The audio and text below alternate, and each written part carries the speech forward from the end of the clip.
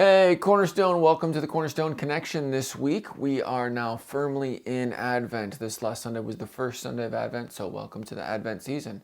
Advent, as we've been talking about, is a season of waiting, and I just want to encourage you to do what's hard with this and to go ahead and embrace the wait. One of the things that's interesting about Advent, like a lot of different seasons in the church calendar, is that it's waiting, but for us, it's really self-imposed waiting. I mean, we know what's coming. We know that December 25th, we're going to celebrate Jesus being born. That part isn't a mystery to us.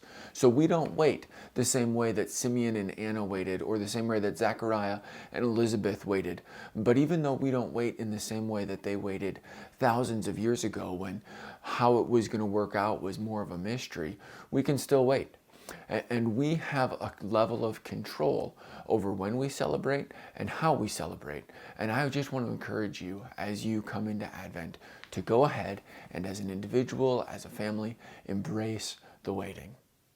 Here are some ways you can do that. First, start with figuring out, with identifying what it is you're waiting for. That means that you think about, what are some of the things that I most enjoy about Advent? What are some of the things that are really a big part of the celebration to me? And instead of just jumping on them, I'm going to put them on the calendar. Maybe it's, I'm going to wait until this day to make those cookies I love. Maybe it's, I'm going to wait until that weekend to watch that movie. That's my favorite Christmas movie. Go ahead and pick some of the things that are a big part of the celebration for you and put them on the calendar in the future. And don't do it until then. That way, what you're doing is you are giving yourself the opportunity to step into the story of Advent, the season of waiting again in a new way. So this year, go ahead, embrace the wait. One of the things, Cornerstone, that we as a church have been waiting for, obviously, is a senior pastor, a permanent senior pastor to lead and shepherd the congregation as a whole. And we've been in this process of transition for more than a year now. And we've been waiting for who God will bring. And the wait is, Lord willing, coming to an end. As we announced this past Sunday, the elders are recommending to the congregation Josh Gregersen to be the next pastor of Cornerstone. We've got a candidating weekend set right now for just under 2 weeks away, the weekend of December 11th. Now, I'm recording this Tuesday morning, and the elders and the pastoral search committee are going to be meeting tomorrow night, Wednesday night, to put the events of that weekend together. And once that weekend is finalized and the times and the different things that will be happening, we'll let you know as soon as we can. But in the meantime, know this, you're going to have some opportunities to get to meet Josh and to connect with him. And also know that if you have other questions or thoughts, you can email the elders at any time and they would be happy to interact with you. You can email them at elders@ccblaine.org. The other thing that you can know is that on Sunday, December 18th, so a week after the candidating weekend, we'll have a congregational meeting after service, and we're going to be doing two things there. First, we're going to vote to affirm Jim Brinker as an elder. Jim has gone through an application process. He's gone through an interview with the elders.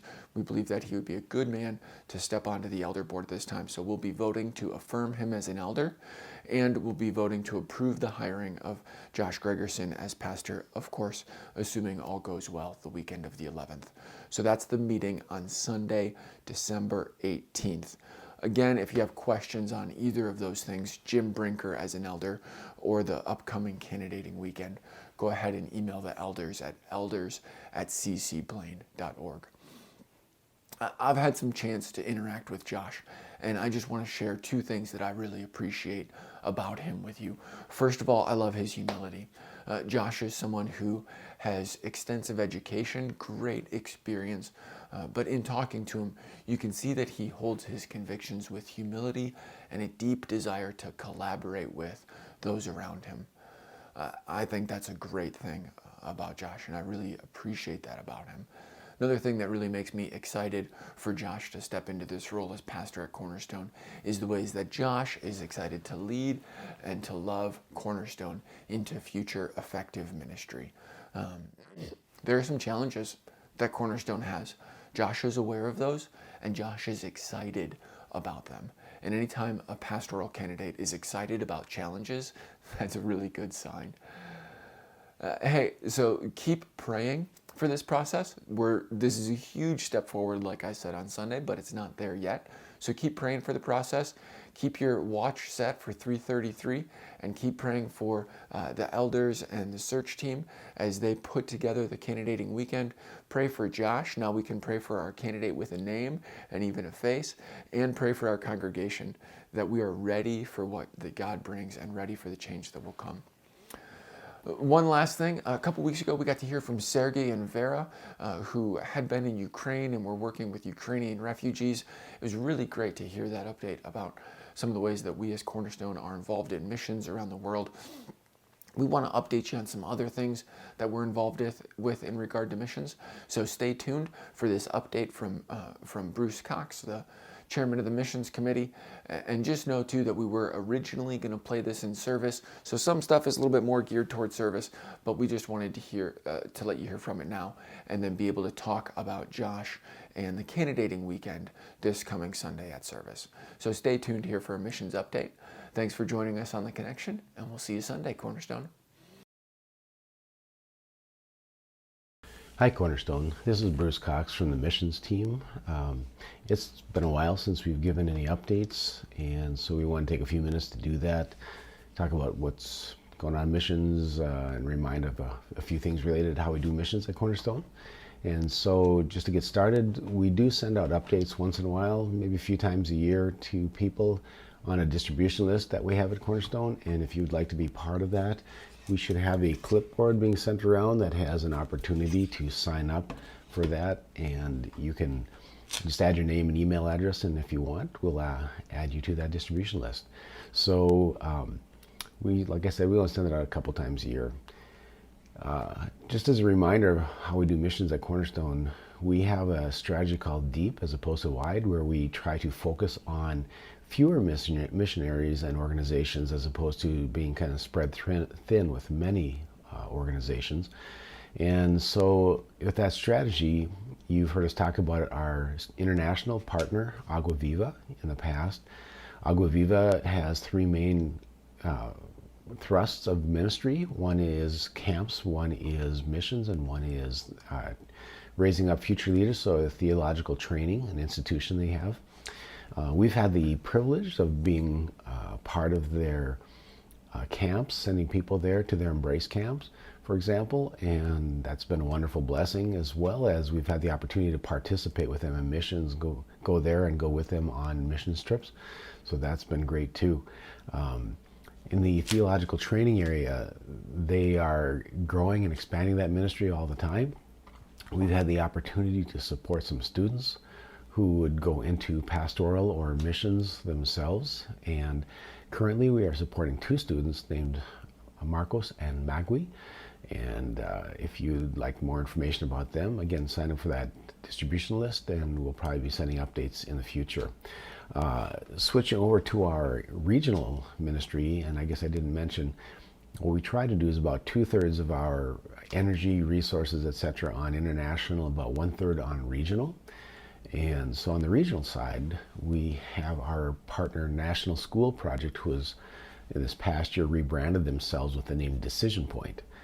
And our primary partner there is my son John Cox. There's just amazing things happening all the time in that ministry.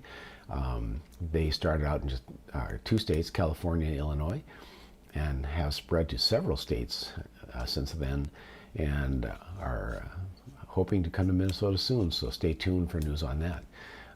They enable students to share the gospel and do discipleship in the public schools, and they are just a fantastic ministry and growing, and it's fun to see that. In addition to our two partners, we also have in our regional area Lara Sykes, who is the program director at Arrowhead Bible Camp. Lara is the daughter of our first pastor, Ron Sykes, and his wife Lola. And Ellen Gear from our team was able to participate in serving at the camp last summer for about a week. And so if you have questions, Ellen would be a great resource to find out more information about that.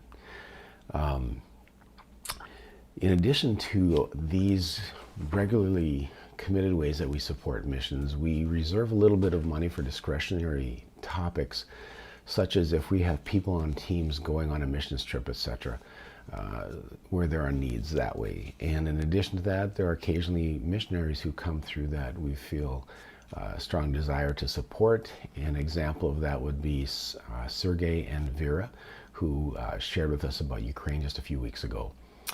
The missions committee itself is made up of myself, Ruth Brinker, Ellen Gear, and Steve Harms. And if you'd like to learn anything more about missions beyond the distribution list I mentioned, you feel free to ask any one of us about what's been going on, what we're doing, and we'd love to chat with you about it. And not only that, but if anyone is interested in becoming a part of the team, we would love to have you come along.